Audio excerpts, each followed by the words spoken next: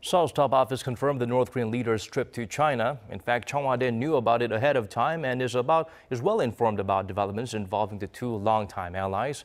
For details, we turn to our Hwang Hojun. When asked whether the top office had heard about the North Korean leader's surprise visit to China, the Blue House spokesperson Kim Eui-kyeom replied that Cheongwadae is getting enough information about the situation between Pyongyang and Beijing thanks to South Korea's competent intelligence gathering capabilities. It was an indirect confirmation that the presidential office knew about the trip and that it is closely monitoring the developments. Those comments were made in the spokesperson's pre-lunch briefing to the press on Tuesday, shortly after the news broke that Kim was en route to China via North Korea's state airline Air Koryo.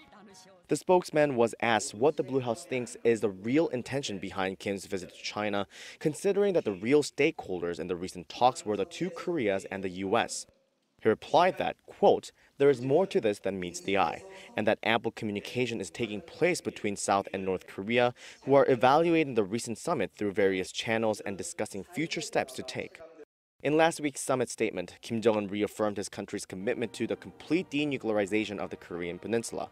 Immediately after the summit, President Trump called South Korean President Moon Jae-in, and U.S. Secretary of State Mike Pompeo visited the Blue House a couple of days later to give President Moon a detailed briefing.